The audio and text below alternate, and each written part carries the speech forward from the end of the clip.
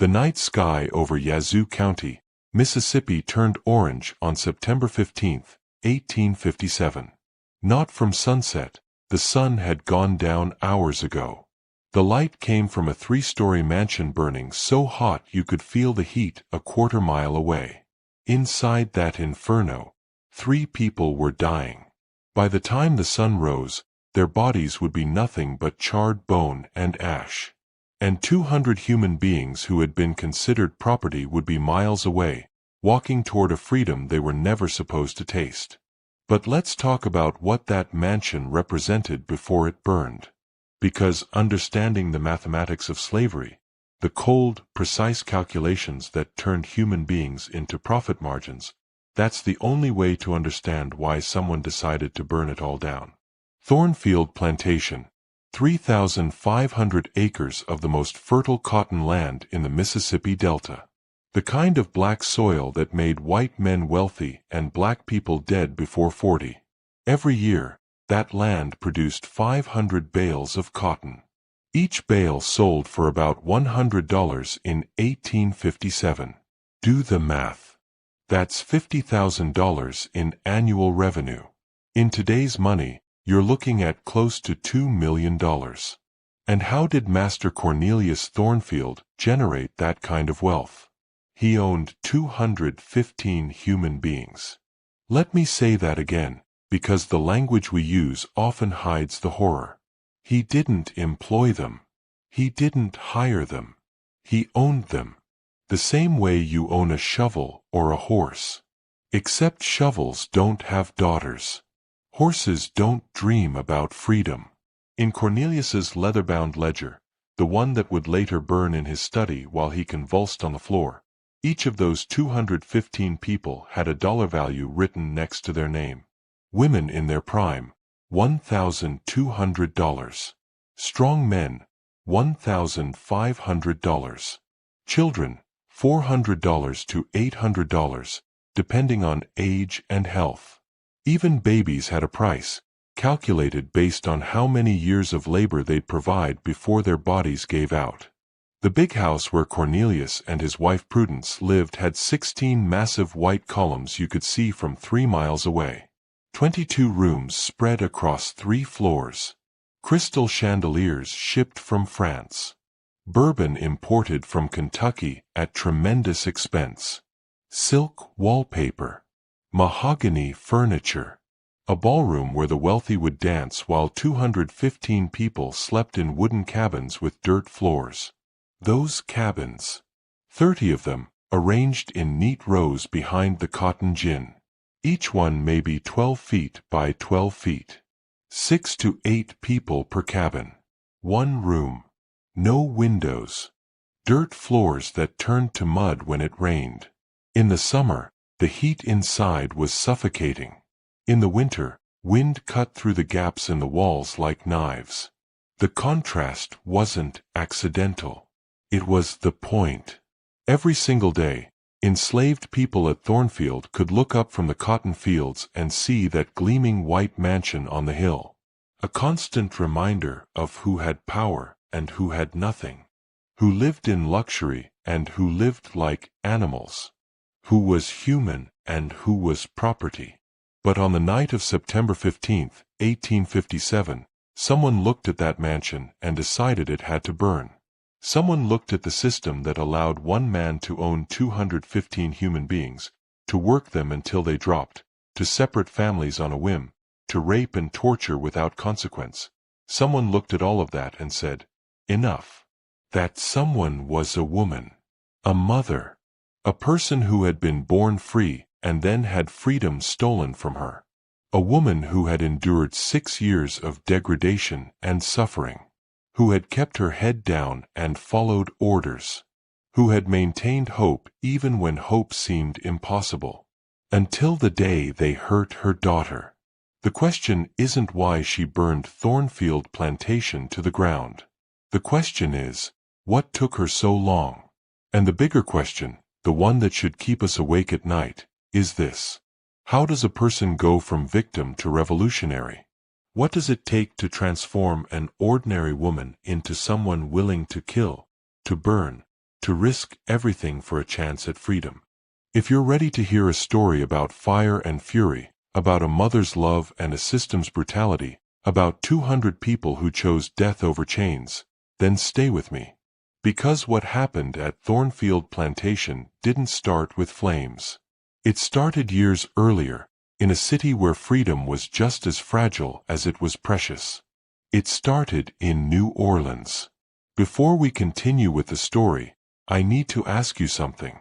If you're listening from any corner of this country where hidden histories still whisper through the walls of old buildings, leave a comment telling me where you're from. This channel survives because of listeners like you who hunger for the truth that history tried to bury. Hit that subscribe button because what you're about to hear has never been told in full. And stories like this deserve to be remembered, no matter how uncomfortable they make us feel. New Orleans, 1823. In a small apartment above a hat shop in the French Quarter, a Creole seamstress bent over her daughter's shoulder, guiding small fingers across the pages of a book. The girl was learning to read, first in French, then in English. Skills that seemed innocent at the time. Skills that would one day become weapons. That girl was named Sarah, and she was born free. Let me be clear about what free meant for black people in 1823 New Orleans. It didn't mean equal.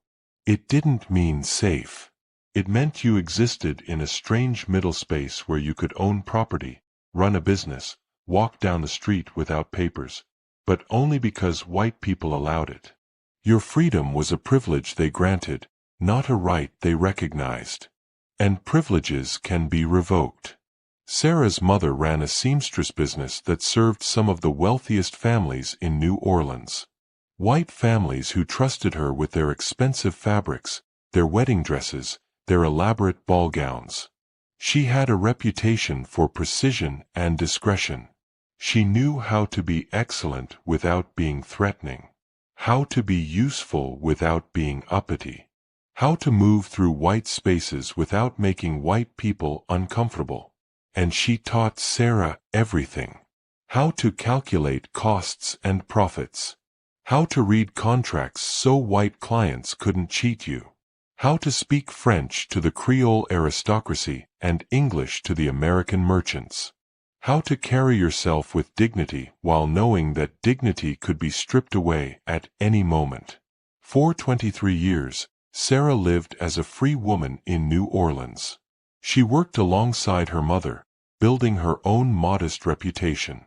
She was intelligent, the kind of intelligence that absorbed everything, forgot nothing. She watched how people moved through the world. She learned to read faces as easily as she read books. She understood that information was power, especially for someone whose freedom was always conditional. When Sarah was 25, she fell in love. We don't know his name. We don't know if he was free or enslaved, if he stayed or was taken, if he loved her back or simply left. The historical record is silent on the details, as it is silent on so many aspects of black women's lives in the antebellum South. What we know is that this relationship produced a daughter, Grace, born in 1844, born free, just like her mother. But being a single mother made Sarah vulnerable in ways she hadn't been before. She had someone to protect now, someone who depended on her. Someone who could be used as leverage. New Orleans in the 1840s was a city of contradictions. Free people of color could own slaves themselves, and some did, trying to buy their way into respectability. Black, white, and Creole mingled in ways that would be unthinkable in other southern cities. The color line was more fluid here than anywhere else below the Mason-Dixon. But that fluidity was dangerous. Because when boundaries aren't clear, they can shift without warning. Sarah's mother's business attracted attention from wealthy white men. Some wanted fine tailoring. Others saw opportunity of a different kind.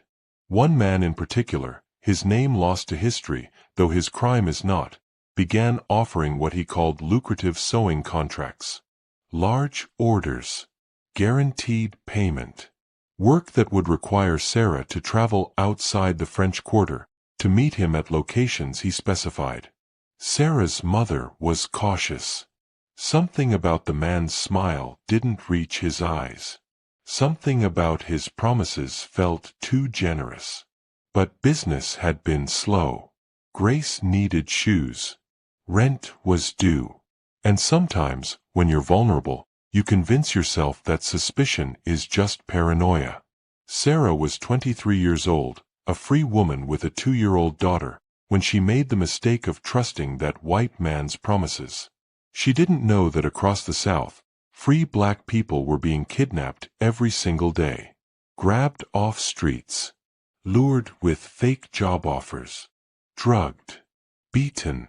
Forged papers were produced claiming they were actually escaped slaves. Corrupt judges sided with white kidnappers over black testimony every single time. Sarah didn't know that her literacy, the skill her mother had so carefully taught her, would be seen as evidence of dangerous intelligence once she was enslaved. That her ability to read and write would have to become a secret she guarded with her life.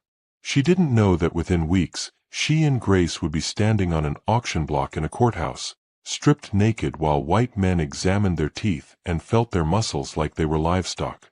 She didn't know that 23 years of freedom could be erased in an afternoon. But she was about to learn that lesson. And that lesson would burn in her memory for 11 years, growing hotter every day, until it finally exploded into flames that consumed everything. A Louisiana courthouse on a Tuesday morning in April. Sarah walked through the doors as a free woman carrying her 2-year-old daughter. 2 hours later, she walked out as property. Grace, who had been born free under the law, was now enslaved because a white judge decided her mother's testimony was worth less than forged documents. Let me tell you how quickly freedom can be stolen. The white man with the generous sewing contracts had asked Sarah to meet him at a warehouse near the docks. When she arrived with Grace, because she had no one to watch her daughter, 3 men were waiting. They grabbed her before she could scream. One of them covered her mouth while another bound her wrists. Grace started crying, reaching for her mother, and Sarah fought like hell until someone hit her hard enough to make the world go black. When she woke up, she was in a cell. Grace was in her arms, terrified but unhurt. And Sarah still believed this was a mistake. A terrible mistake that would be corrected once she explained to the authorities that she was a free woman, that she had papers at home, that her mother could vouch for her status. She didn't understand yet that the system wasn't designed to correct mistakes. It was designed to make black bodies into property as efficiently as possible. The courthouse hearing happened 3 days later. Sarah stood before a white judge, still believing that truth mattered, that justice existed, that the law would protect her if she just explained clearly enough. A white man she'd never seen before, the owner listed on the forged documents, stood across from her. He presented papers claiming Sarah was actually a runaway slave named Sarah who had escaped from his plantation in Alabama 5 years earlier. The documents looked official. Seals and signatures, dates and descriptions. All of it completely fabricated, but convincing enough. Sarah tried to speak. "Your Honor, I was born free in New Orleans. My mother is Marie Toussaint, a seamstress in the French Quarter. I've lived my entire life as a free woman.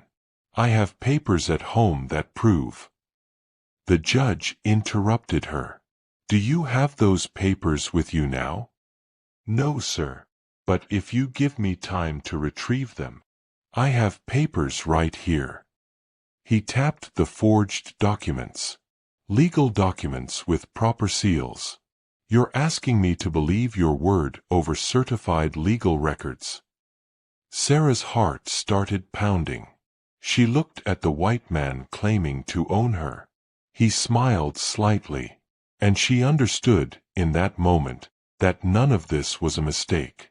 It was a system working exactly as designed. Your Honor, those documents are false. I don't know that man. I've never been to Alabama. My daughter was born free.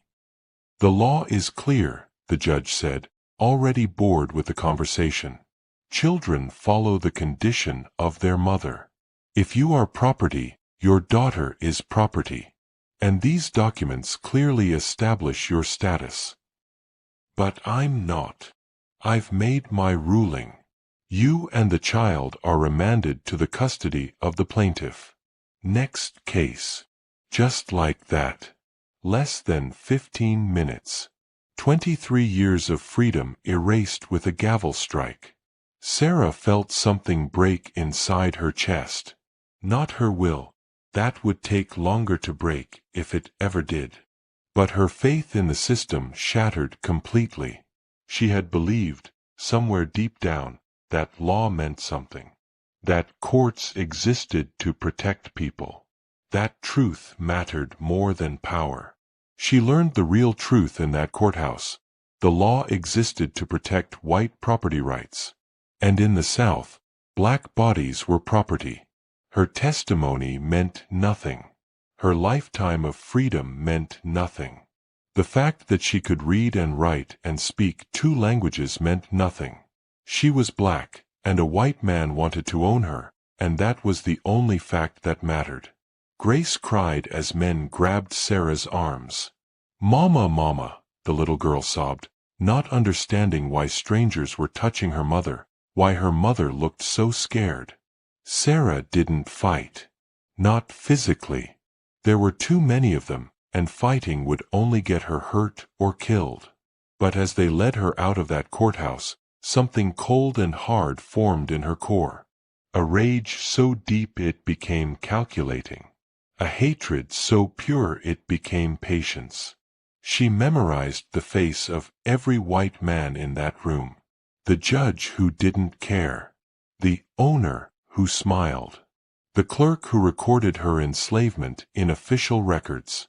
The bailiff who grabbed her arm a little too hard. She would remember them all. Remember how easily they stole her life. Remember how casually they destroyed her daughter's future. Remember that the system would never protect her, would never see her as human, would never grant her justice. If she wanted justice, she would have to take it herself.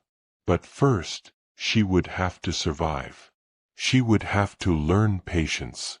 She would have to wear a mask of submission while her rage burned cold and steady underneath. It would take 11 years.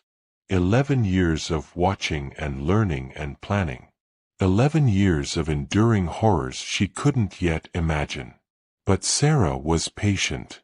And Sarah never forgot anything. The man who kidnapped her? We don't know what happened to him. Some say he collected his bounty, probably a few $100s for delivering Sarah to the false owner. Some say he continued kidnapping free black people for years, getting rich off other people's stolen freedom. But I like to think that somewhere, somehow, he got what he deserved. Maybe not from Sarah directly. But the universe has a way of collecting debts. As for Sarah, her education in the machinery of slavery was just beginning. Louisiana Sugar Plantation, 1846. If you think cotton was brutal, sugar was hell with a different name. During grinding season, October through December, enslaved people worked 20-hour shifts. The cane had to be processed immediately after cutting, or it would spoil. That meant feeding stalks into massive iron rollers that crushed the juice out. Boiling that juice in enormous kettles over open flames. Stirring constantly to keep it from burning. The heat was so intense people passed out regularly. The machinery so dangerous that losing fingers, hands, entire arms wasn't unusual, it was expected. The mortality rate on sugar plantations was so high that owners calculated it into their business model. Cheaper to work people to death and buy replacements than to treat them humanely. Sarah watched 3 people die in her first year. One crushed in the rollers. One collapsed from heat stroke and never woke up. One simply gave up, stopped eating, and willed themselves to death because death was the only escape available. This is where Sarah spent 5 years. From age 23 to 28. Grace growing from a toddler to a 7-year-old who knew nothing of the freedom she'd been born into. And this is where Sarah learned everything she would later use to burn Thornfield Plantation to the ground. She learned that survival required becoming 2 people. There was the Sarah that white people saw, eyes down, voice quiet, moving quickly to obey orders, never showing intelligence or anger or anything that might be perceived as a threat. That Sarah was invisible, forgettable, just another piece of property doing what property was supposed to do. But there was another Sarah, the one who watched everything, who catalogued every detail, who understood that knowledge was the only power available to the powerless. She learned that overseers got drunk every Saturday night and stumbled back to their quarters barely able to walk. She learned that plantation owners kept all their records in one place, usually a study or office in the big house. She learned that house slaves sometimes had access to the kitchen, to medicine cabinets, to rooms where white people kept things they valued. She learned which plants growing wild around the plantation were medicinal and which were deadly. The old woman who treated sick slaves, they always had one, because doctors wouldn't waste time on property, knew which roots stopped pain and which roots stopped hearts.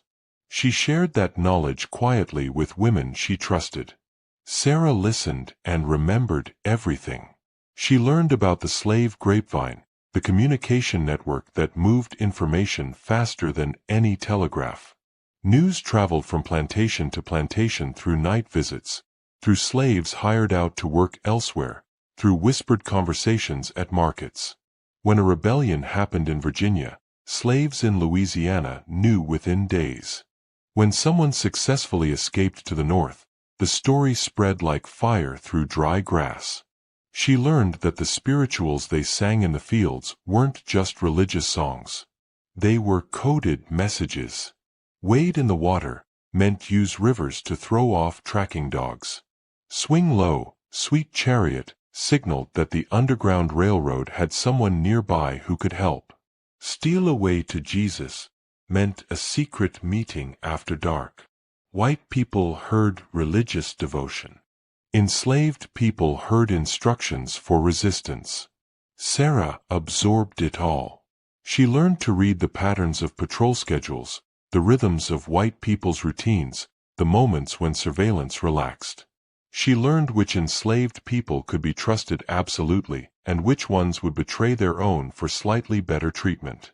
She learned that house slaves and field slaves often hated each other, but that division served white interests. Keep the enslaved fighting amongst themselves and they won't unite against their owners. Most importantly, she learned patience. The kind of deep, cold patience that can wait years for the right moment. The kind that doesn't act on rage immediately but lets it simmer and concentrate until it becomes something more dangerous than anger. It becomes purpose. Grace was her reason for patience. Her daughter needed her alive. Needed her functional. Sarah couldn't risk death or punishment that would separate them. So she waited, watched, learned. Built a mental catalog of vulnerabilities in the system that enslaved her. In 1851, after 5 years on the sugar plantation, Sarah and Grace were sold. The plantation owner had financial troubles. Sugar prices dropped and he needed cash quickly. He sold off 30 slaves to cover debts. Sarah stood on the auction block in Natchez, Mississippi, Grace holding her hand, both of them about to be purchased by a man named Cornelius Thornfield.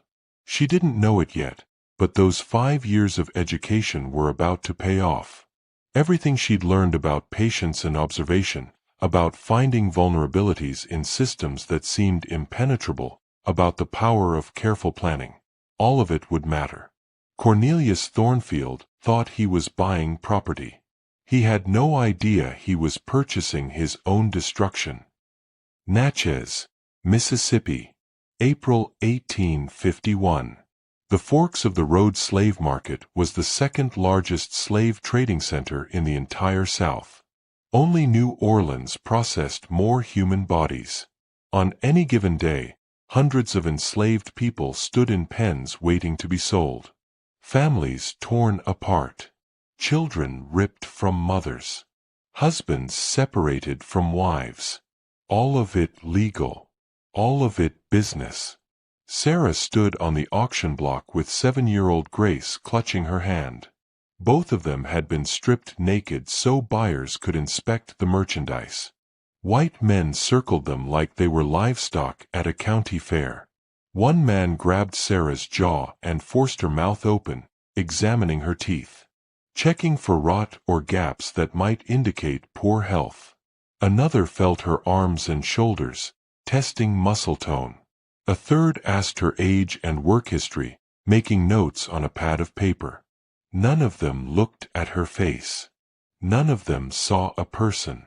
They saw a tool that happened to be made of flesh. Grace trembled against her mother's leg. Sarah wanted to comfort her daughter, to cover her, to scream at these men to stop touching them. But she kept her face blank. Eyes down.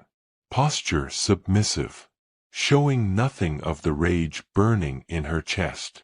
At 28, Sarah was considered prime age for a female field hand. Old enough to be strong and experienced. Young enough to provide many more years of labor. Maybe even more children who could be enslaved and sold for additional profit. The auctioneer started the bidding at $1,000 for both. Several plantation owners raised their hands, calling out higher numbers. Sarah's price climbed as white men assessed her value the way they might assess a horse or a plow. Cornelius Thornfield stood near the back of the crowd. Tall man, gray hair, expensive suit. He didn't shout like the others. Just raised one finger when the bidding reached $1,200. The auctioneer looked around for higher offers, found none, and brought the gavel down. Sold to Mr. Thornfield for $1,200. Just like that. Sarah and Grace belonged to a man they'd never met. A man who would take them to a plantation they'd never seen. A man who now legally owned every part of them, their labor, their bodies, their future. Cornelius approached after the sale was finalized. He looked Sarah up and down once, nodded to himself, then turned to his overseer, a short, stocky man with mean eyes who Sarah would later know as Jeremiah Cobb. "Get them clothed and onto the wagon," Cornelius said. "I want to be back to Thornfield before dark." That was it. No introduction. No acknowledgement that he'd just purchased 2 human beings. They were property now, no different than the horse-drawn wagon they'd ride in. Later that evening, in his study at Thornfield Plantation, Cornelius opened his leather-bound ledger and recorded the transaction in neat handwriting. One Negro woman, Sarah, age 28, purchased with child, Grace, age 7. Total price $1,200. Suitable for field work. That's what they were to him. A ledger entry. An investment. Sarah was worth $1,200 in labor she would provide over the coming years. Grace was added value. She'd grow into another worker. Another body to pick cotton. Another piece of property to be calculated in profit margins. The casual cruelty of that business language, reducing human lives to dollar amounts and work categories, tells you everything you need to know about slavery. It wasn't just physical violence. It was a system that treated people as things. That measured human worth in pounds of cotton picked or years of labor remaining. Sarah read that ledger entry years later. She had learned to read in New Orleans, and she never forgot how.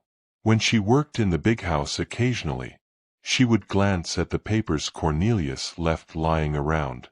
And one day she saw her own name written in his handwriting, next to her purchase price, with a notation, suitable for field work. She memorized that ledger's location, remembered which drawer Cornelius kept it in, noted that he recorded everything meticulously, every punishment administered, every bale of cotton produced, every dollar earned. Cornelius Thornfield thought record-keeping made him a sophisticated businessman. He didn't realize he was creating evidence, a catalogue of his own crimes, written in his own hand. On September 15, 1857, that ledger would burn. Every page documenting the ownership of 215 human beings would turn to ash. And Cornelius Thornfield would die choking on his own vomit while poison destroyed his nervous system. But Sarah didn't know that yet.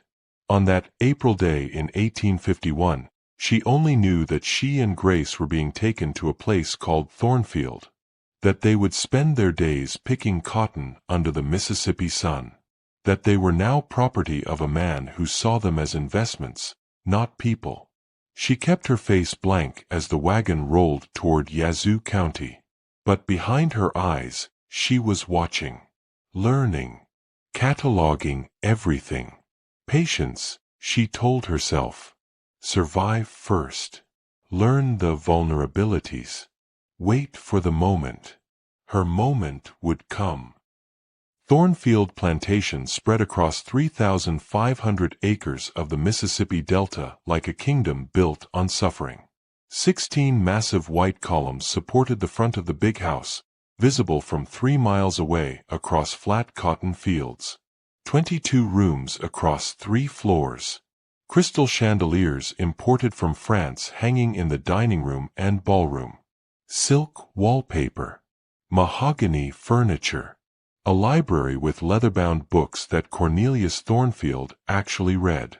And behind all that luxury, barely visible from the big house veranda, 30 wooden cabins arranged in neat rows. That's where 215 people slept on dirt floors. Do the math on that contrast. The big house probably had about 8,000 square feet of living space for Cornelius, his wife Prudence, and their 2 adult children who visited occasionally. The 30 cabins, each maybe 12 feet by 12 feet, totaled about 4,320 square feet for 215 people. That's roughly 20 square feet per person. Less space than a prison cell. The architecture wasn't accidental. It was a daily lesson in power.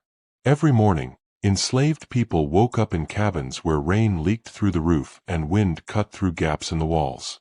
They looked up the hill and saw that gleaming white mansion with its perfect columns and expensive glass windows. The message was clear: you are nothing, and we are everything. Thornfield produced 500 bales of cotton annually. At $100 per bale in 1857, that's $50,000 in revenue. Operating costs, minimal food for enslaved people, cheap clothing once or twice a year, tools and equipment, the overseer's salary, maybe $10,000. Cornelius Thornfield cleared $40,000 in profit every single year. That's equivalent to about $1.7 million in today's money. All of it built on unpaid labor.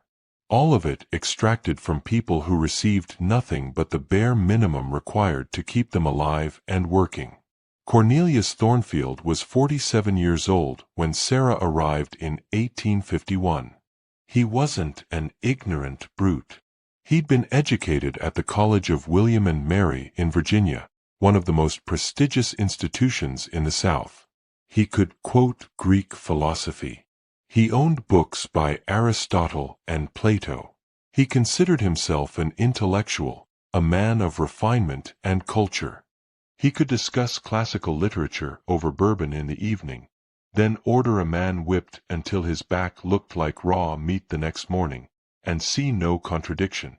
In fact, Cornelius saw slavery as perfectly consistent with his education.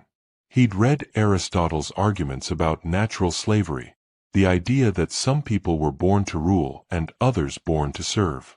He twisted those ancient words into justification for modern brutality. Philosophy as a weapon to defend wealth extraction. But Cornelius's real innovation was his management system. He called it instructional discipline. Every Sunday, after mandatory church services where a white preacher told enslaved people that obedience was Christian duty, Cornelius would hold what he called instructional sessions in front of the big house. He would select one or two people, sometimes for actual infractions, sometimes for invented ones, sometimes completely at random, and have them publicly punished while everyone watched. Whippings, beatings, humiliations designed to break the spirit. The randomness was the point. If people knew they could be punished for nothing, for being chosen by chance, then everyone lived in constant fear. You couldn't protect yourself by being obedient because obedience didn't guarantee safety. The terror was total and unpredictable. Cornelius kept detailed records of these punishments in a leather-bound journal he maintained in his study. Each entry noted the person's name, the alleged offense, the type of punishment, the number of lashes, and the resulting behavior changes he observed. He approached the destruction of human dignity like a scientist conducting experiments. He was literally writing a manual on how to break people. One entry from 1853 read, "Isaac, age 19, allegedly spoke disrespectfully to overseer. 25 lashes.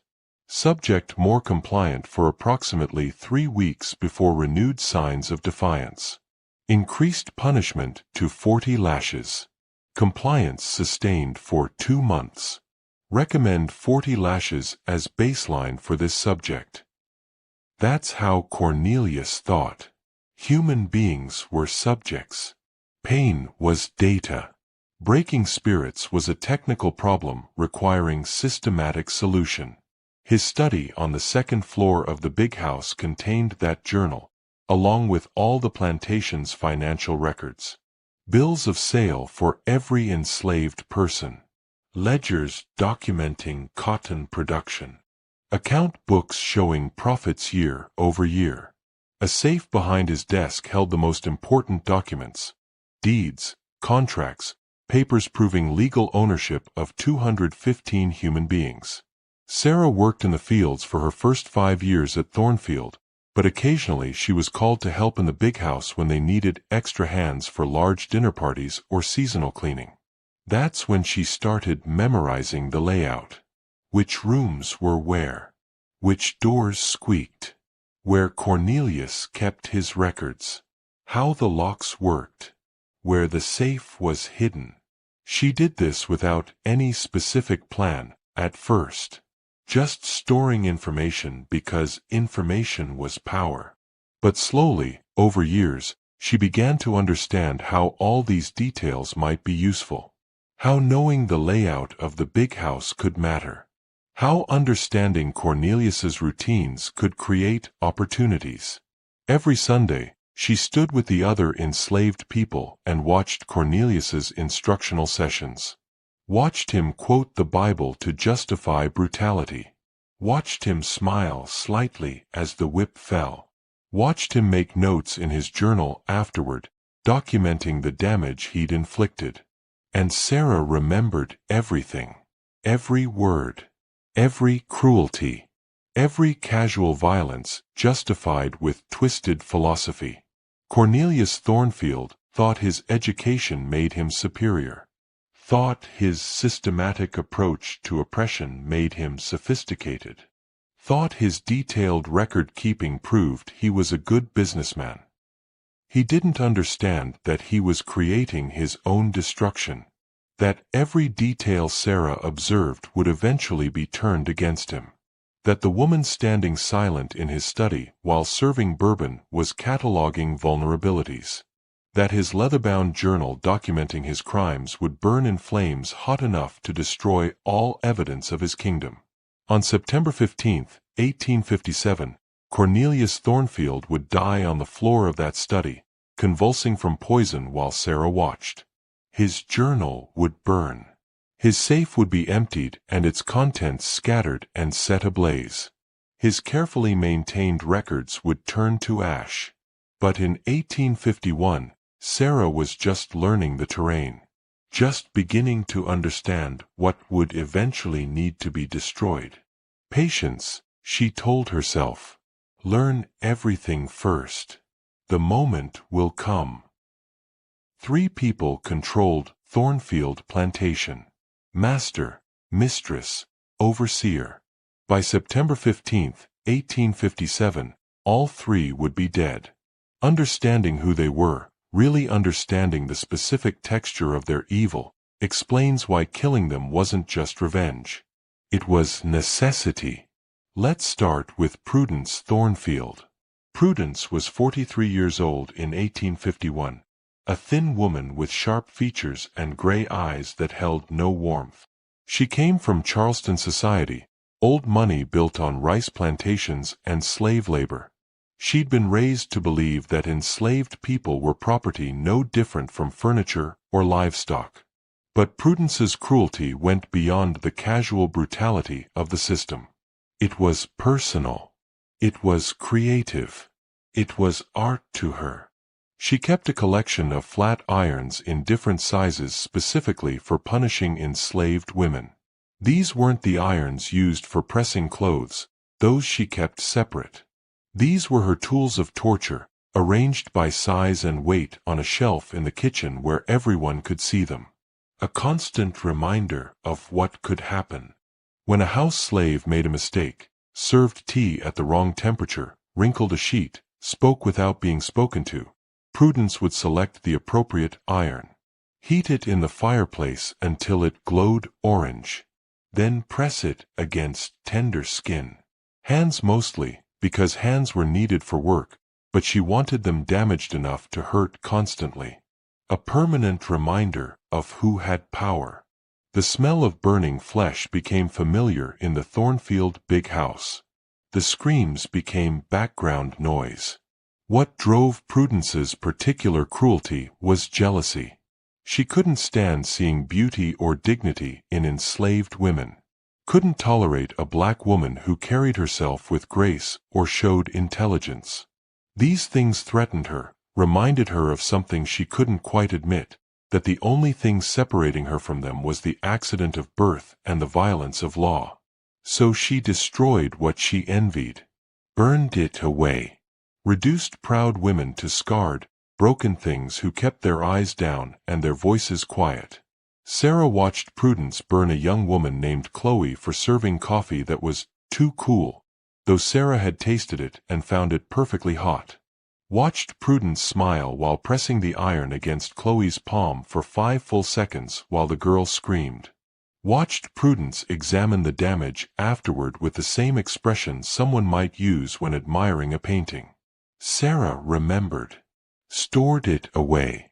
Added it to the growing list of reasons Prudence Thornfield needed to die.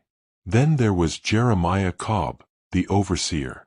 Jeremiah was 38, a short, stocky man from Alabama who'd worked his way up from nothing through sheer willingness to be brutal.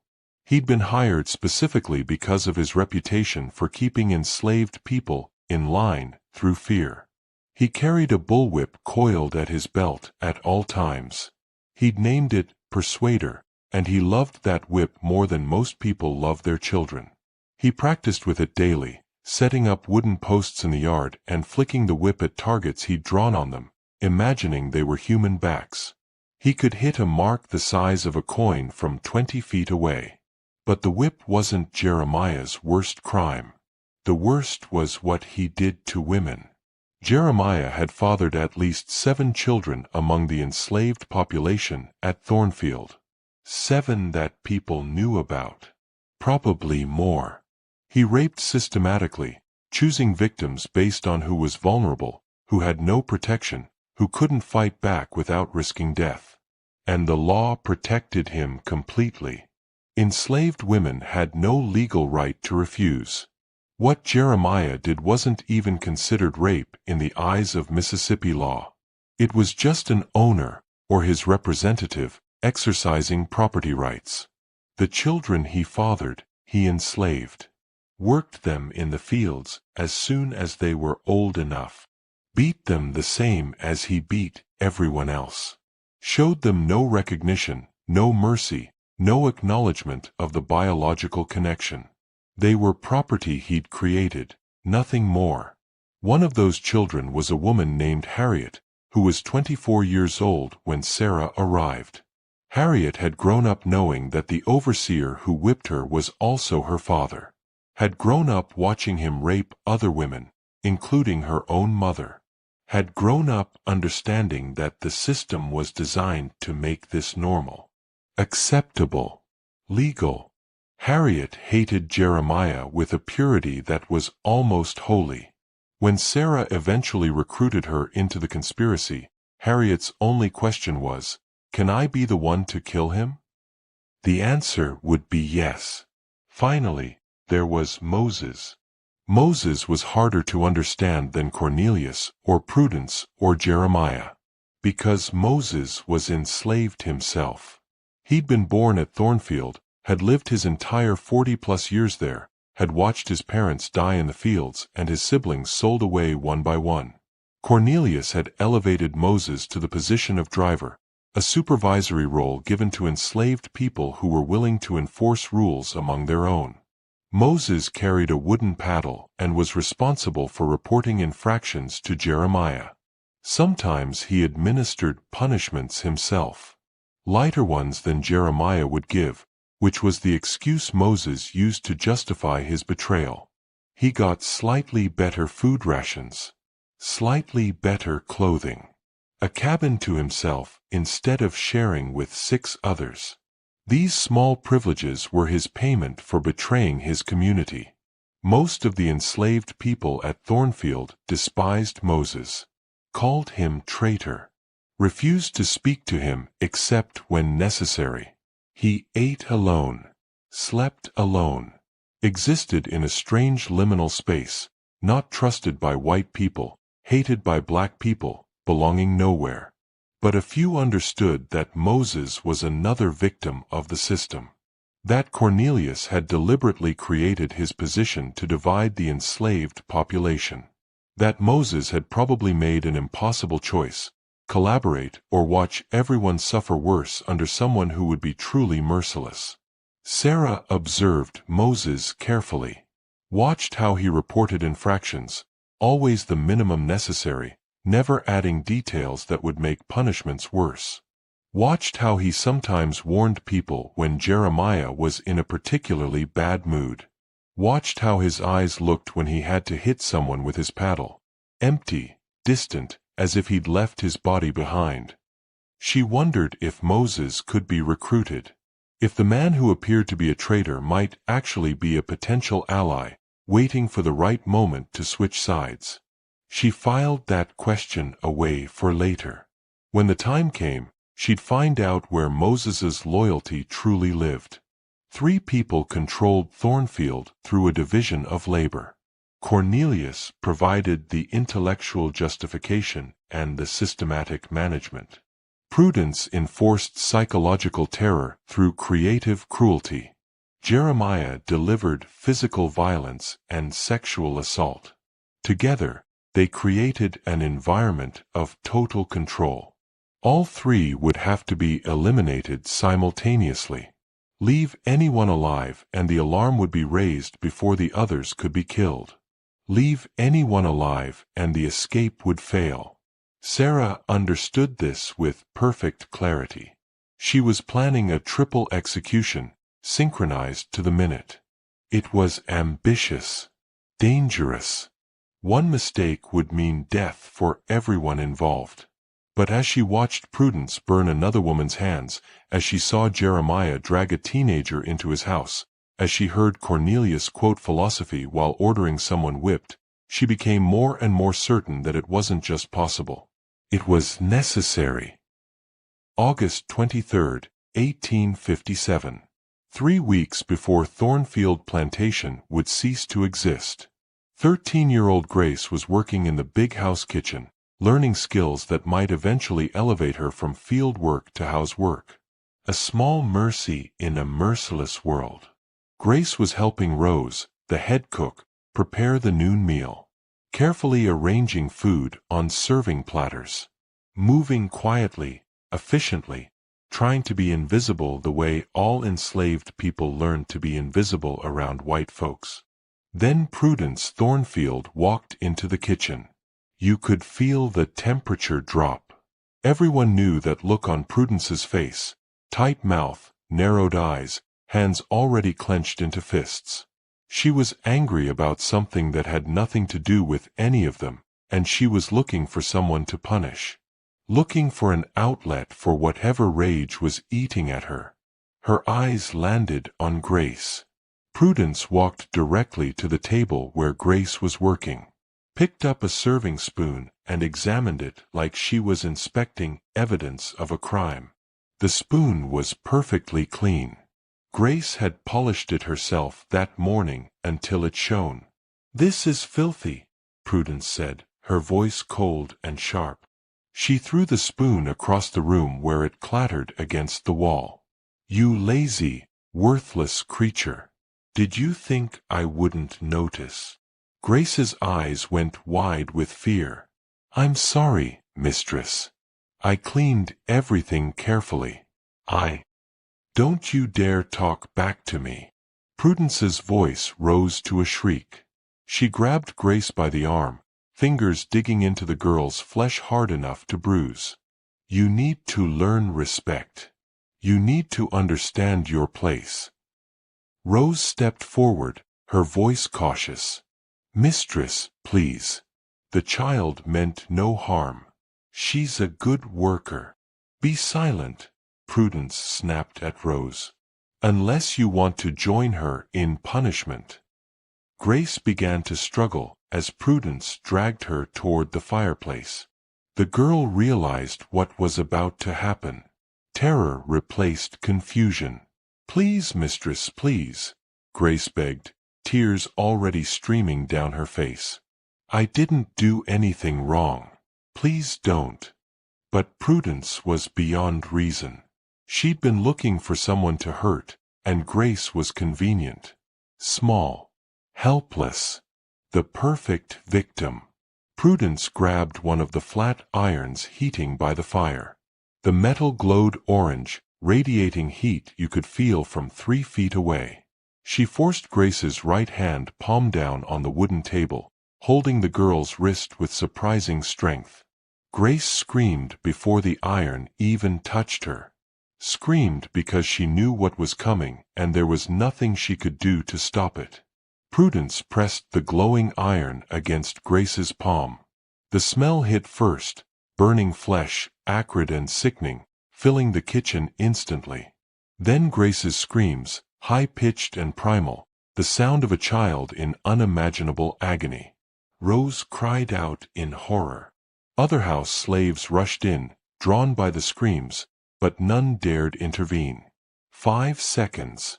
Prudence held that iron in place for 5 seconds that felt like an eternity. Long enough to burn through skin and into deeper tissue. Long enough to destroy. Long enough to leave permanent damage that would never fully heal. When Prudence finally pulled the iron away, Grace collapsed to the floor, cradling her ruined hand against her chest, sobbing so hard she could barely breathe. Her palm was blackened, already blistering and swelling. The flesh charred in the exact shape of the iron's flat surface. Prudence looked down at the sobbing child with cold satisfaction. "Let that be a lesson," she said calmly, as if she'd done nothing more significant than swat a fly. "Now clean up this mess and get back to work." She turned and walked out of the kitchen, leaving Grace writhing in agony on the floor. Rose and the others rushed to Grace immediately, trying to comfort her, calling for someone to fetch Aunt Dinah, the old woman who knew healing. They wrapped the burned hand in clean cloth, but blood and clear fluid soaked through immediately. Moses the driver appeared in the doorway. For once, his mask slipped.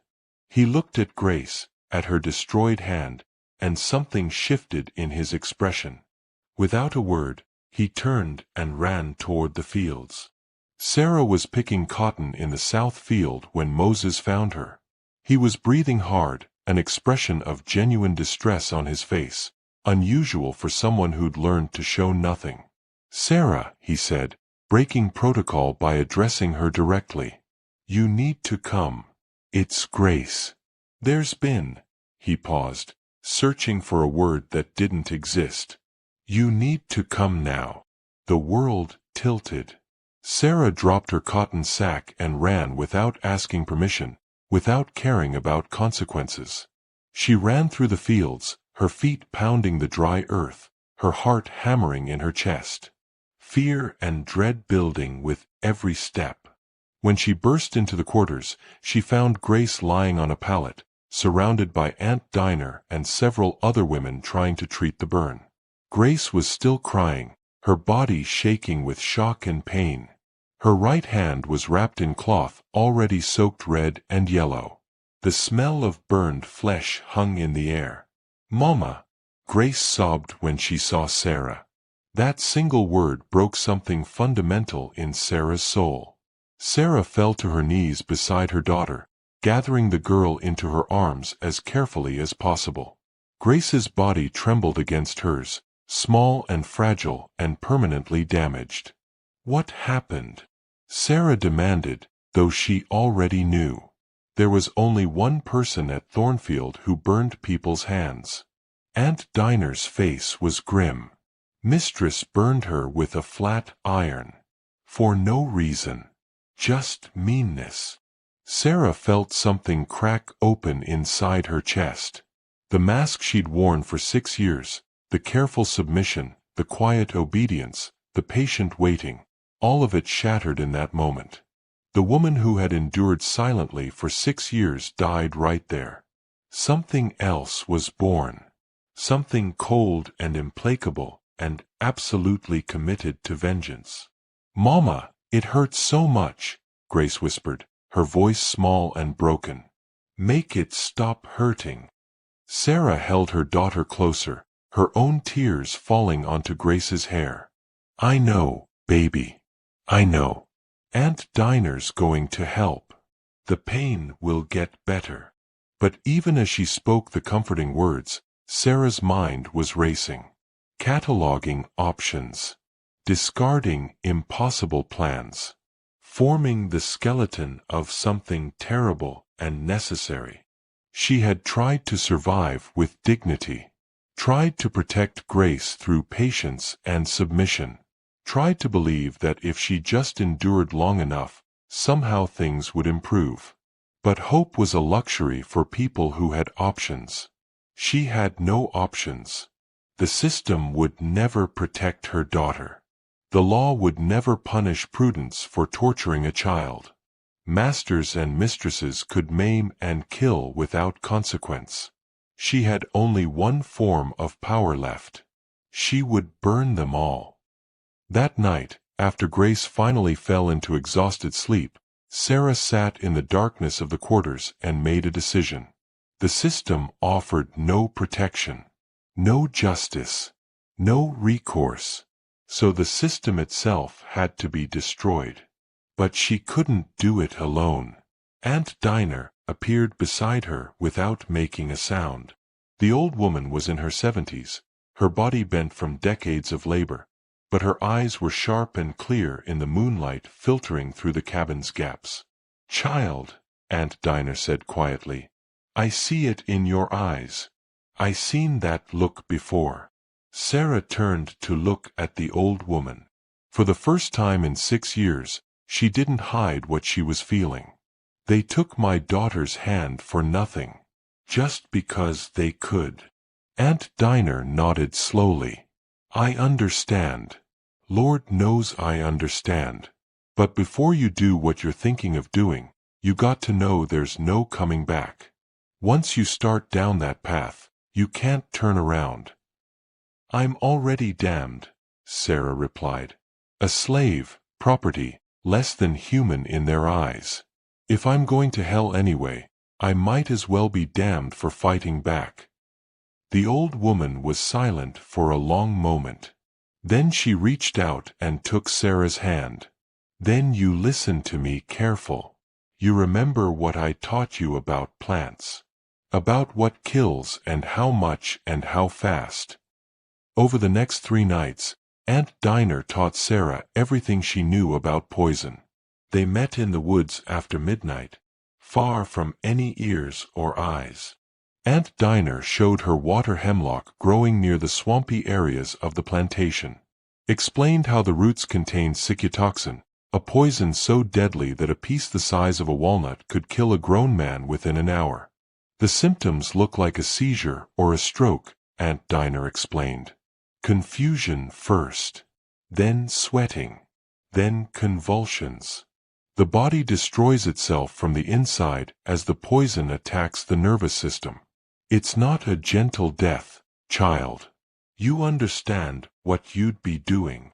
"I understand," Sarah said. "Show me how to prepare it."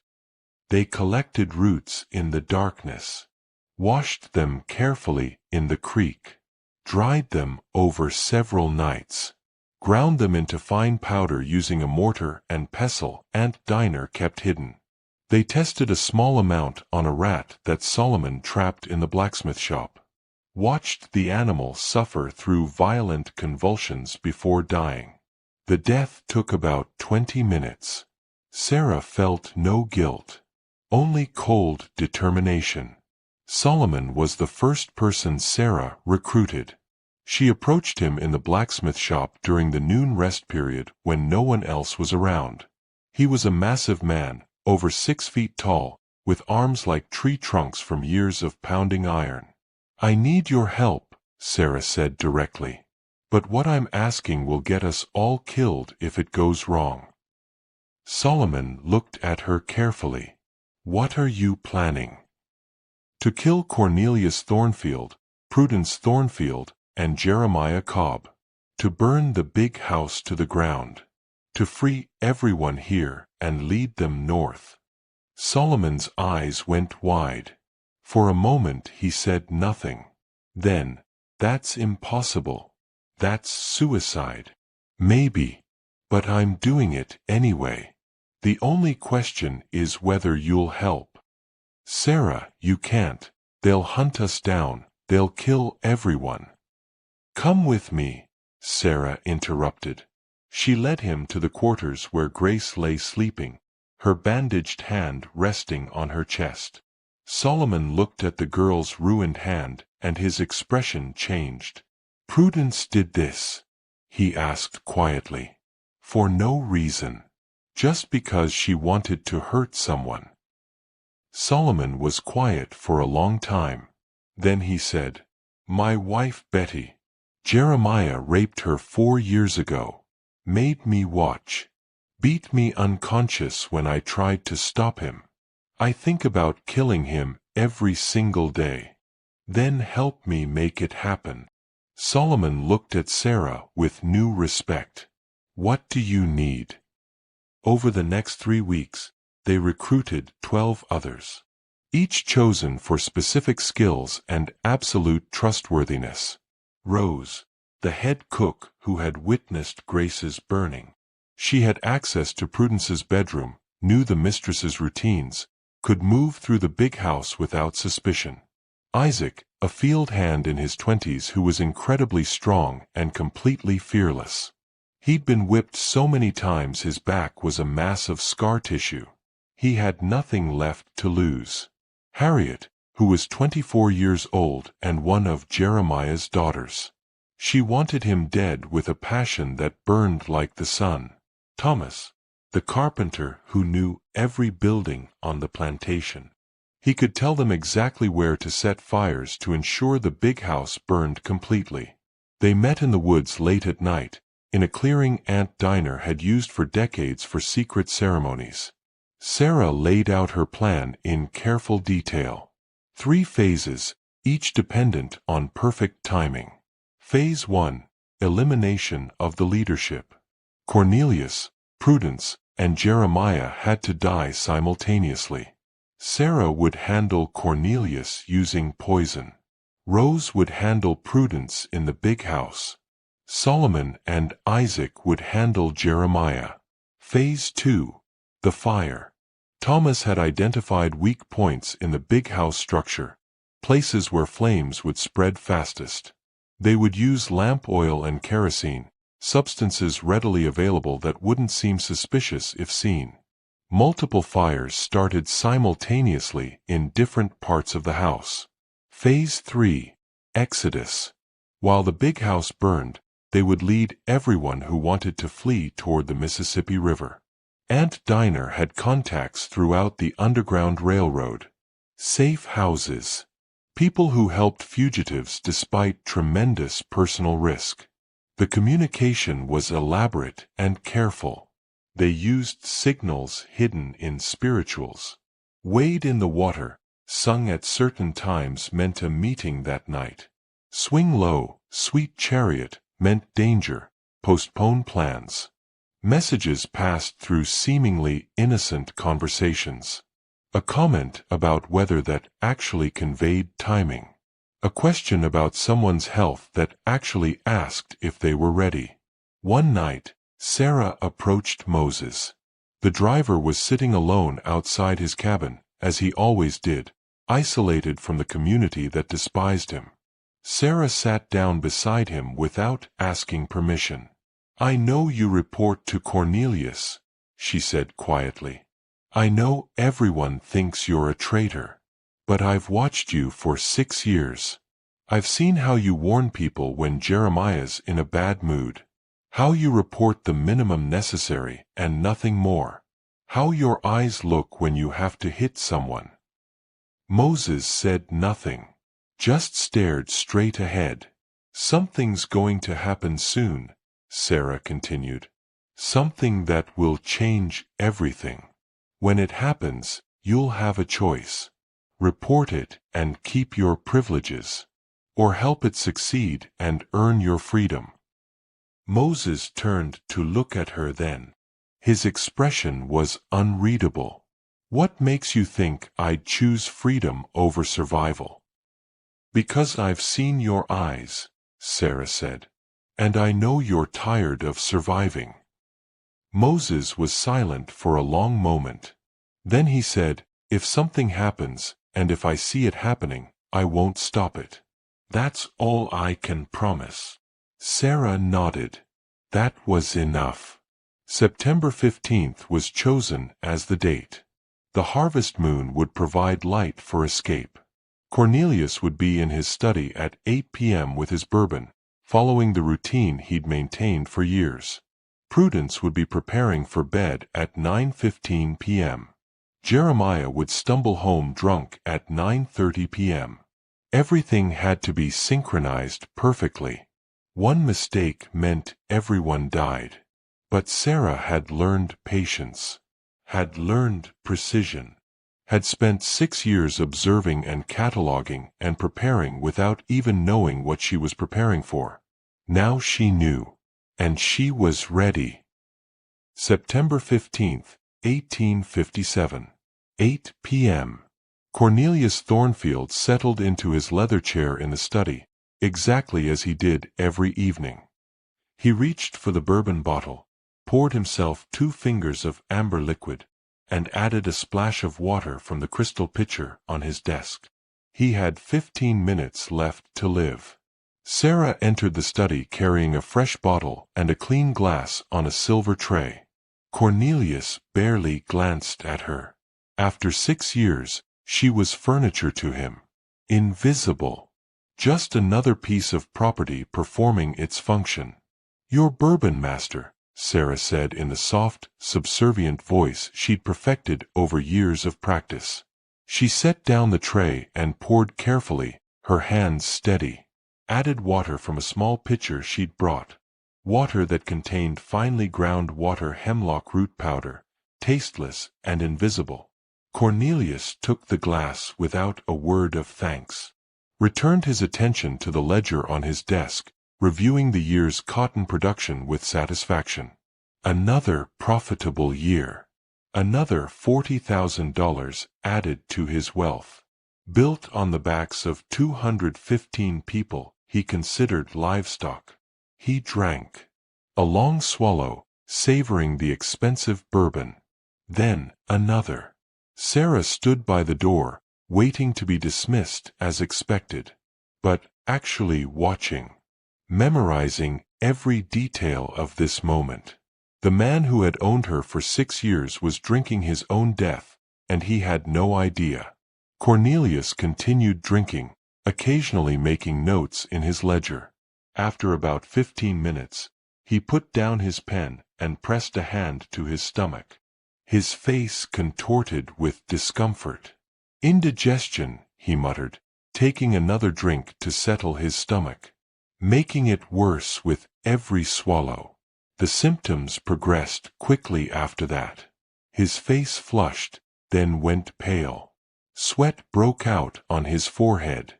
He stood up from his desk, swaying slightly, confusion evident in his eyes. "Something's wrong," he said, more to himself than to Sarah. "I feel." He never finished the sentence. His body went rigid, back arching, mouth opening in a silent scream as the first convulsion hit him. Cornelius fell to the floor, his body jerking and twitching violently. Foam began forming at his mouth. His eyes were wide with terror and confusion, unable to understand what was happening. Sarah watched without expression. No pity. No remorse. Just cold satisfaction that justice was finally being served. The convulsions continued for several minutes. Cornelius's body destroying itself from the inside as the cyclotoxin attacked his nervous system. His fingers clawed at the expensive carpet, leaving scratches in the fabric. Drool and foam mixed with blood where he'd bitten through his tongue. Sarah knelt down beside the dying man. She wanted him to understand in his final moments. "This is for Grace," she said clearly, so he would hear her through his agony. "This is for her hand that your wife burned. This is for every person you ever hurt. This is justice." Cornelius's eyes focused on her for just a moment. Recognition and horror dawned as he realized his slave, the property he'd purchased for $1,200 6 years ago, was the one killing him. He tried to speak, tried to beg, but his body was no longer under his control. One final massive convulsion arched his back completely off the floor. Then he collapsed, utterly still. His eyes stared at the ceiling, seeing nothing. The light gone. Master Cornelius Thornfield was dead. Sarah stood up, looking down at the corpse without emotion. She pulled out a cloth and carefully wiped down the bourbon bottle and glass. Left the study, closing the door behind her. Moving on to Phase 2. 9:15 p.m. Prudence Thornfield's bedroom on the 2nd floor. Prudence sat at her vanity in an expensive silk nightgown, brushing her long gray hair. Rose stood behind her, taking over the brushing with long, gentle strokes. This was a nightly ritual they'd performed for 6 years. A strange intimacy between oppressor and oppressed. On the table beside the bed sat Prudence's nightly cup of chamomile tea, heavily laced with laudanum to help her sleep. She'd already drunk most of it. Her eyes were growing heavy, her head nodding slightly as the drug worked through her system. Rose continued brushing, waiting. Her heart pounded, but her hands remained steady. She'd waited 6 years for this moment. Waited through countless cruelties. Waited through watching Prudence torture women and children. Waited through Grace's burning 3 weeks ago. The waiting was over. Rose set down the brush and walked to the fireplace. The flat irons sat on their shelf, Prudence's collection of torture instruments. Rose selected the largest one. The same one Prudence had used on Grace. It was still warm from being used earlier to press clothes. Rose placed it directly in the flames, waiting for it to heat. Glowing orange, the way Prudence liked it. Prudence's eyes opened, confused. "Rose? What are you?" Do you remember a girl named Grace? Rose asked quietly, lifting the glowing iron from the fire. Do you remember burning her hand 3 weeks ago? Prudence's face showed first confusion, then irritation. Of course not. I correct many slaves. I don't remember every. She stopped mid-sentence as she saw what Rose was holding. As understanding dawned that she was in danger, Rose moved fast, grabbed Prudence by her hair and yanked her head back. Prudence tried to scream, but Rose clamped her hand over her mouth, muffling the sound. This is for Grace, Rose said, her voice shaking with emotion. This is for every child you hurt. This is for every woman you burned. Rose pressed the glowing iron against Prudence's face, held it there while Prudence's muffled screams filled the room. The smell of burning flesh rose in the air. Rose moved the iron methodically, cheek, forehead, other cheek, destroying the face that had shown no compassion for others. Prudence thrashed and struggled, but Rose was younger and stronger and filled with righteous fury. When Rose finally pulled the iron away, Prudence's face was a ruin of blackened, blistered flesh. The older woman collapsed in her chair, whimpering. The laudanum had made her too sedated to fight effectively. The shock of the burns was overwhelming her system. Rose picked up a pillow from the bed, pressed it over Prudence's destroyed face, pushed down hard, cutting off air. Prudence struggled weakly, her hands fluttering against Rose's arms, but she had no strength left. Rose held the pillow in place for 5 full minutes, long after Prudence had stopped moving, making absolutely certain she was dead. Prudence Thornfield would never hurt another child. 9:30 p.m. The edge of the plantation, near Jeremiah Cobb's house. Solomon and Isaac waited in the shadows. They heard Jeremiah long before they saw him, off-key singing carrying through the night as he stumbled home from his rounds. Drunk as expected. A bottle of whiskey clutched in one hand, his whip coiled at his belt. Jeremiah reached his door, fumbling with his keys, completely unaware that death was waiting. Solomon moved first, grabbed Jeremiah from behind, one massive arm wrapping around the overseer's throat, cutting off any cry for help. Isaac grabbed Jeremiah's arms, twisting them behind his back. Jeremiah's eyes bulged with shock and terror. He tried to fight, tried to break free, but he was no match for 2 strong men who had years of rage fueling their actions. They dragged him away from the house, into the darkness, to a grove of trees where no one would hear. Solomon threw Jeremiah to the ground, and Isaac immediately began tying him to a tree, binding his wrists and ankles with rope they'd prepared. Jeremiah was screaming now, begging, "Please, please, I was just doing my job. I never wanted to hurt nobody. Please, I got money. I can pay you. Please don't kill me." Solomon stood in front of the bound overseer. "You remember a woman named Betty? She's my wife. You raped her 4 years ago. Made me watch." Jeremiah's face went pale in the moonlight. I don't, that weren't. Solomon backhanded him across the face, splitting his lip. "Don't lie. Not now. You remember. You remember all of them." Isaac uncoiled Jeremiah's whip from his belt. "You like whipping people. Let's see how you like it from the other end. 200 lashes. Same as you gave my brother Marcus before he died." "No, no, please." Jeremiah sobbed, begging incoherently. But Solomon and Isaac had not come for mercy. They came for justice. Isaac drew back the whip and brought it down across Jeremiah's back with all his strength. The overseer screamed. Again the whip fell. And again. Solomon and Isaac took turns, counting each lash aloud. 10, 20, 50. Jeremiah's shirt was torn to shreds, his back a mass of bleeding welts. He was still screaming, but the screams were growing weaker. 100.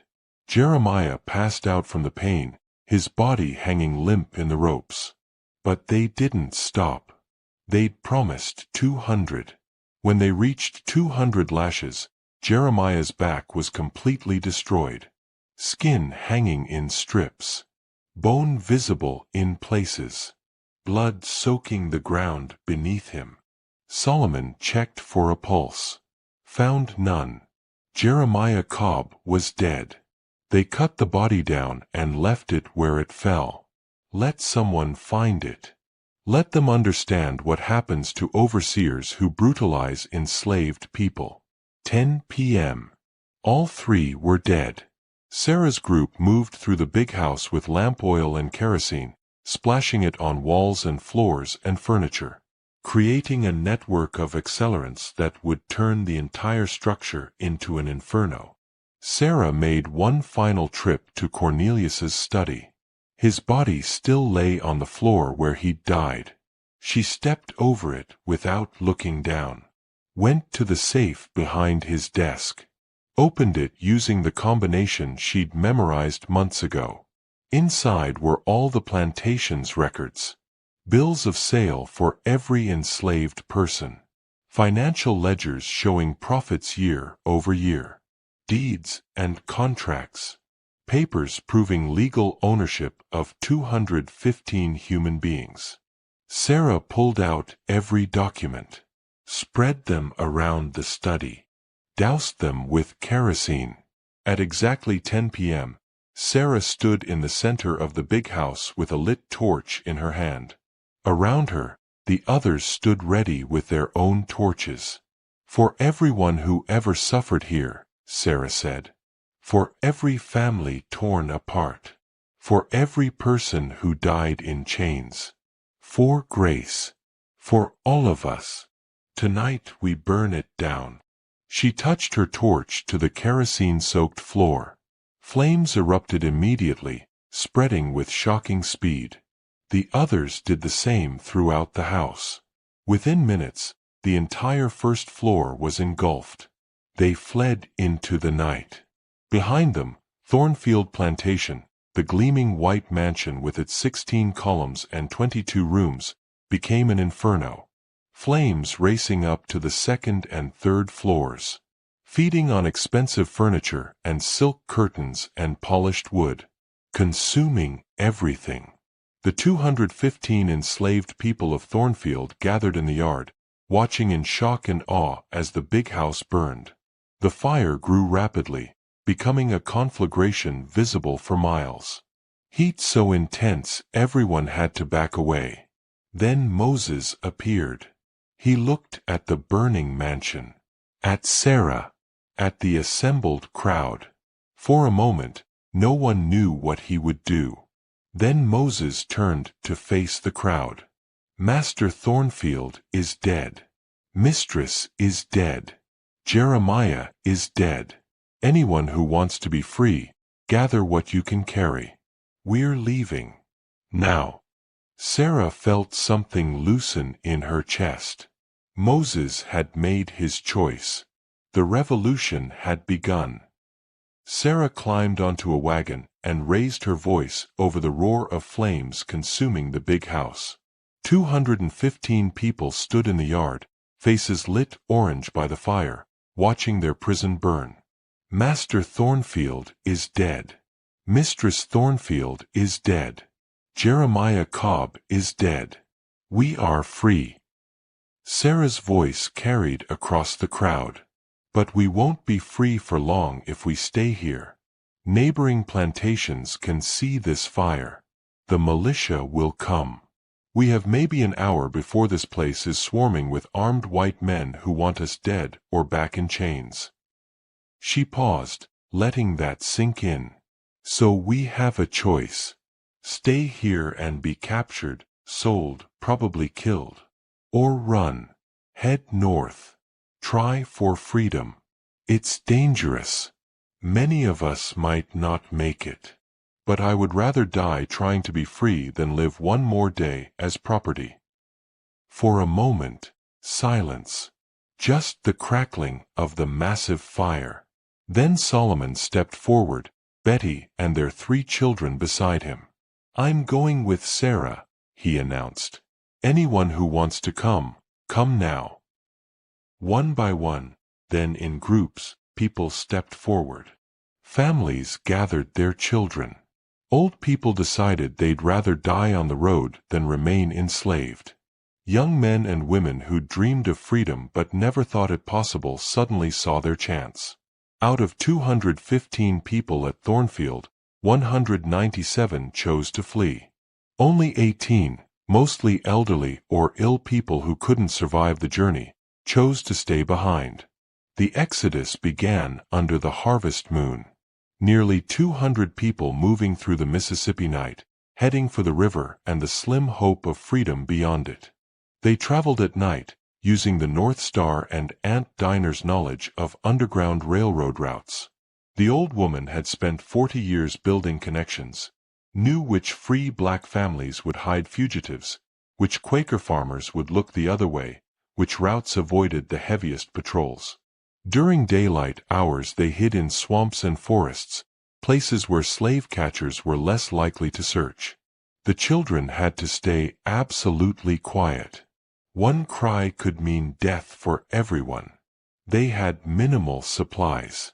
Some food and water hastily gathered. Blankets. A few tools that could serve as weapons. They survived on what they could forage: wild berries, plants Aunt Dinah identified as edible, fish caught from streams. When necessary, they stole from farms and plantations they passed. Took what they needed to survive. Solomon organized the men into scouts and guards. They moved ahead of the main group, watching for patrols, finding safe paths. Isaac's fearlessness made him particularly valuable. He'd volunteer for the most dangerous scouting missions without hesitation. Rose organized the women and children, keeping everyone moving, distributing food fairly, treating minor injuries. Thomas navigated using his knowledge of geography and the stories he'd heard from other enslaved people who'd attempted escape. He knew which rivers to follow, which towns to avoid, where the roads were most heavily patrolled. Moses used his years as a driver to anticipate patrol patterns. He knew how slave catchers thought, what routes they'd take, when they'd be most active. Twice he warned the group to hide just minutes before patrols passed nearby. His knowledge saved lives. The pursuit began almost immediately. Neighboring plantations saw the fire and sent riders to investigate. By dawn, the charred ruins of Thornfield had been discovered along with 3 bodies. The story spread like wildfire itself. The militia mobilized.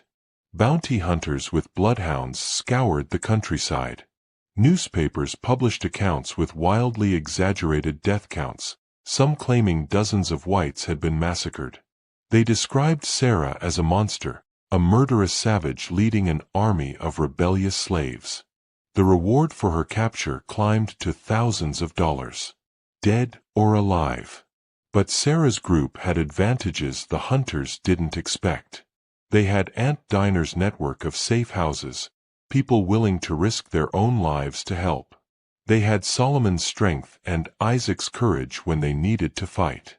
They had Thomas's navigation. They had Moses's insider knowledge of how slaveholders thought. Most importantly, they had desperate determination. These were people who knew that capture meant a fate worse than death. They would fight, hide, run until their bodies gave out rather than return to slavery. As they moved north through Arkansas and Missouri, their numbers actually grew. They encountered other small groups of fugitive slaves and absorbed them into the exodus. A family of 4 fleeing a plantation near the Arkansas border. 3 young men who'd escaped during a sale. A woman and her 2 daughters who'd been running for weeks. By the time they reached southern Missouri, they numbered over 230 people.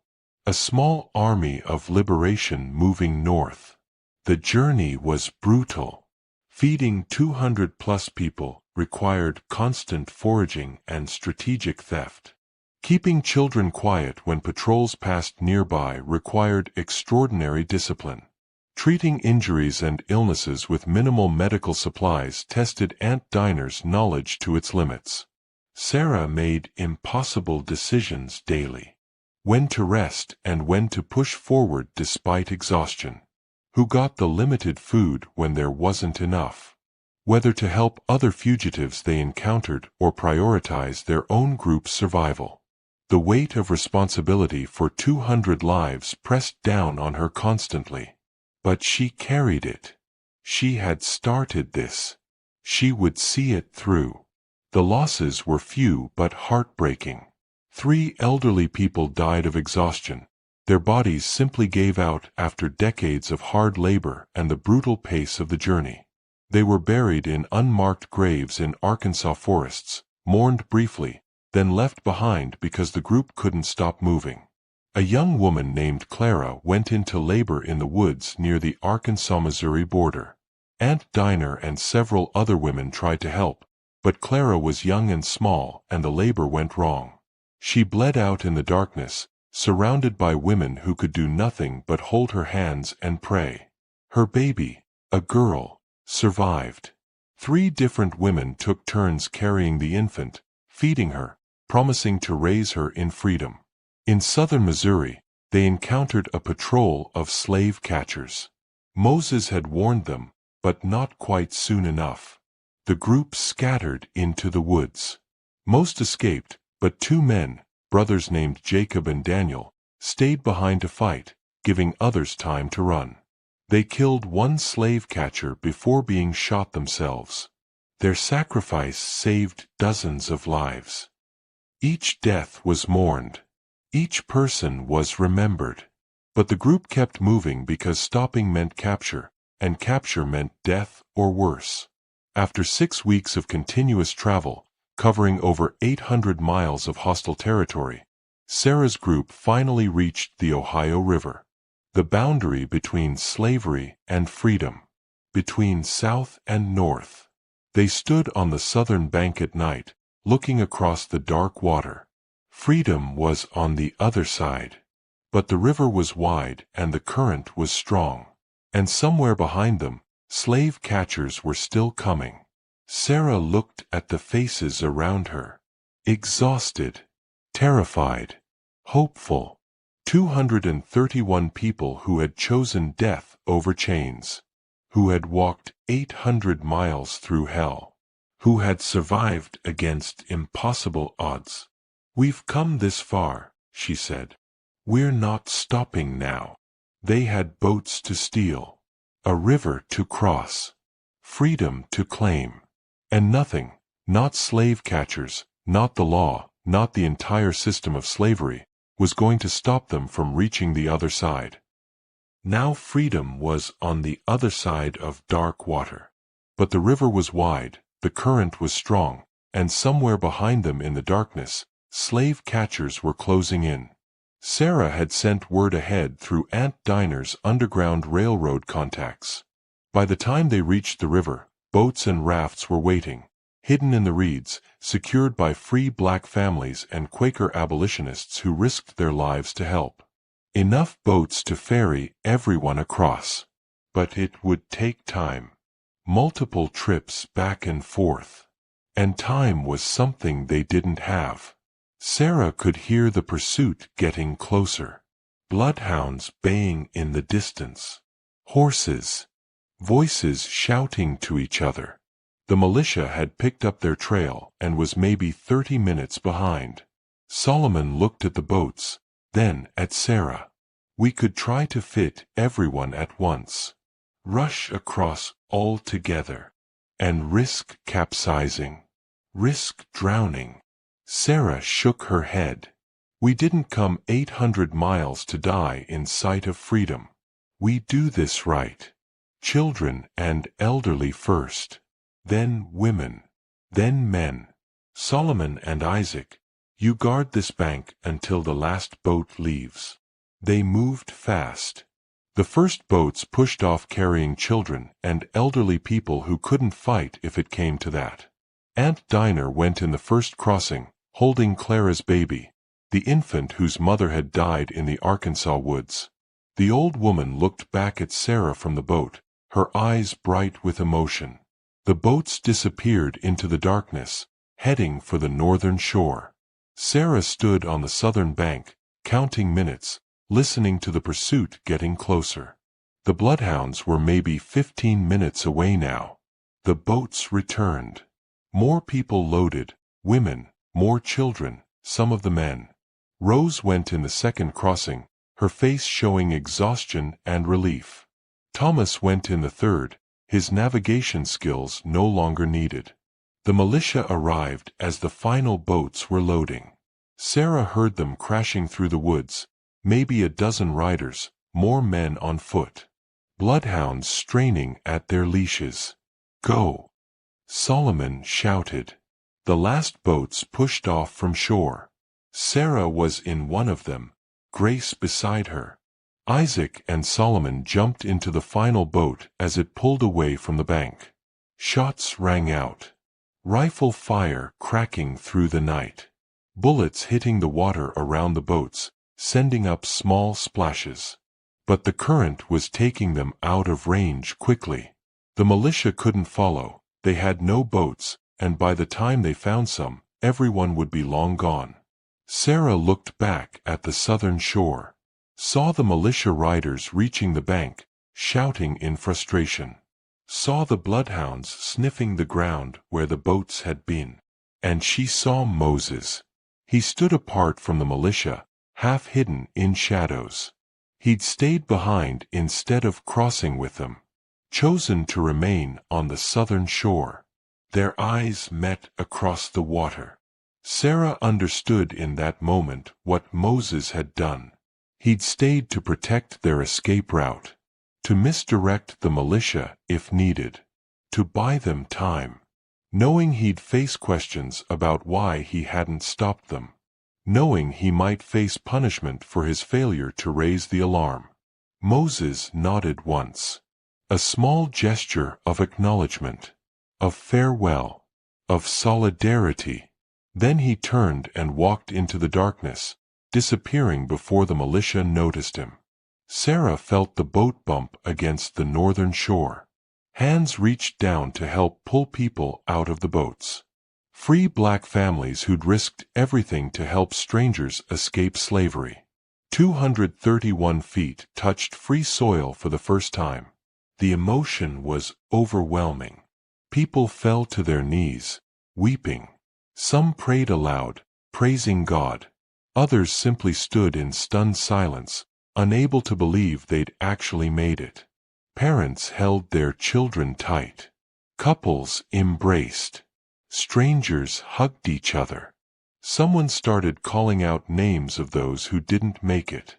The 3 elderly people who died of exhaustion. Clara, who died in childbirth. Jacob and Daniel, who died fighting slave catchers in Missouri. Each name was spoken aloud, remembered, honored. Sarah and Grace held each other, both of them shaking with exhaustion and relief. Grace's right hand, still scarred from Prudence's iron, rested against her mother's shoulder. They had survived. Against all odds, they had survived. Aunt Dinah appeared beside them, Clara's baby sleeping in her arms. "Child, you done it," the old woman said, tears streaming down her weathered face. 200 souls marching to freedom. The ancestors are singing tonight. Sarah looked around at the people she'd led to freedom. Exhausted faces. Scared faces. Hopeful faces. People who had chosen death over submission. Who had walked 800 miles through hell. Who had trusted her leadership enough to risk everything. "We're not finished yet," Sarah said quietly. "The Fugitive Slave Act means we're not truly safe even here. Slave catchers can still come after us legally, even in free states." She raised her voice so everyone could hear. We need to split up. Some can settle in Ohio, find work, build lives. Others should push on to Michigan. But the safest option is Canada. True freedom beyond American law's reach. My family is heading to Canada. Anyone who wants to come with us is welcome. About half the group chose to remain in Ohio. They were exhausted, couldn't face more travel. The other half, including Solomon's family, Isaac, Rose, Thomas, Harriet, and many others, chose to continue north to Canada. Sarah's group settled in Canada near Toronto, joining a community of formerly enslaved people who'd made the same journey north. They found work, Sarah as a seamstress, using the skills her mother had taught her decades ago in New Orleans. Solomon opened a blacksmith shop. Rose worked as a cook. They built lives, created families, survived. Grace's hand never fully healed. The scar tissue limited her movement, left her palm partially crippled. But she adapted, learned to write with her left hand. And she never hid that scarred right hand. She kept it visible, used it as a teaching tool when she became a teacher herself. She'd stand in front of classrooms full of formerly enslaved children and adults, teaching them to read and write. And when students asked about her hand, she'd tell them exactly what happened. How a white woman burned her for no reason except the pleasure of inflicting pain. How that cruelty sparked a revolution that freed 231 people. Sarah became a symbol. News of the Thornfield Rebellion spread throughout the South via the slave grapevine, that invisible network of communication that moved faster than any newspaper. The story grew in the telling. Became legend. Became mythology. Became hope. For slaveholders, it was a nightmare come to life. Paranoia swept through slave states. If it could happen at Thornfield, it could happen anywhere. Security measures tightened, more patrols, harsher laws, loaded guns beside beds. But the fear never went away. Every enslaved person serving food might be planning poison. Every seemingly loyal slave might be another Sarah, waiting for the right moment. For abolitionists in the North, Sarah's story became a powerful tool. It was published in Frederick Douglass's newspaper and other abolitionist publications. Sarah traveled the lecture circuit, speaking alongside famous activists like Douglass, Harriet Tubman, and William Wells Brown. She'd tell her story, show Grace's scarred hand, argue that slavery could only be ended through complete abolition. The legal aftermath was complicated. Because the plantation records had been destroyed in the fire, proving ownership of the escaped slaves became nearly impossible. Abolitionists seized on this, arguing in court cases that without documentation, slavery claims were invalid. The Thornfield case was cited in several challenges to the Fugitive Slave Act. The Thornfield property was eventually sold to pay debts and divided among multiple buyers. But the land where the big house once stood remained empty for years. Locals considered it cursed, haunted by the ghosts of the 3 people who died there. Some said you could still smell smoke on certain nights. Still hear screams. Sarah lived to see the Emancipation Proclamation. She was 53 years old in 1863 when Lincoln issued the order freeing enslaved people in Confederate states. She wept upon hearing the news, knowing that 4 million people were being freed, that the system she'd fought against was finally being destroyed on a national scale. Her individual act of rebellion in 1857 had contributed to a movement that ultimately succeeded in ending slavery throughout the United States. Sarah lived until 1897, dying at age 74, surrounded by children, grandchildren, and great-grandchildren who lived in freedom because of her courage. Grace lived until 1917, becoming a powerful advocate for education and civil rights, always keeping her scarred hand visible as a reminder of what slavery had been like. Solomon lived until 1878, becoming a prosperous blacksmith who employed other formerly enslaved people. Aunt Dinah survived another 5 years in freedom before dying peacefully in 1862, her knowledge of healing and African spiritual traditions passed down to students including Sarah. But the questions Sarah's story raises remain unanswered. Uncomfortable questions we still wrestle with today. Was what she did murder or self-defense? In the narrow legal sense of 1857, it was murder, the deliberate killing of 3 people. But what is self-defense in a system where the law provides no protection? Where oppression is total and sanctioned by law? Where a woman can't legally defend her daughter from torture? Was the burning of Thornfield terrorism or revolution? The answer depends on your perspective. To white Mississippians, it was terrorism, violent destruction designed to create fear.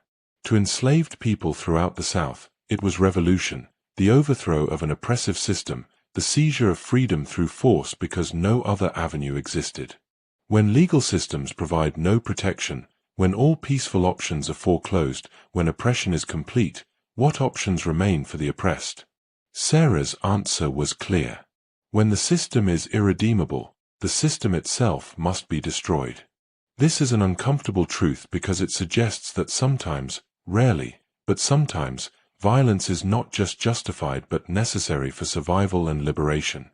The dynamics haven't changed as much as we'd like to pretend. Systemic oppression still exists in America. The wealth families like the Thornfields accumulated through slavery was passed down through generations, creating advantages that persist today. Meanwhile, the people they enslaved started from zero after emancipation, with no compensation, no reparations, no acknowledgement of what was stolen. Sarah's story reminds us that resistance is always possible, even in circumstances that seem hopeless. That ordinary people, when pushed beyond endurance, are capable of extraordinary acts that change the course of history. That systems of oppression eventually generate resistance, and that resistance cannot be stopped by increased surveillance or harsher penalties, only by ending the oppression itself. The fire at Thornfield burned for 3 days in September 1857, visible for miles around. A beacon of resistance in the heart of the Deep South. But that fire never went out. It continues to burn in every person who hears Sarah's story and recognizes that the fight for justice is never finished. It burns in every act of resistance against oppression, every refusal to accept injustice, every person who stands up and says no more. Sarah of Mississippi was an ordinary woman forced into extraordinary circumstances. A mother who loved her daughter.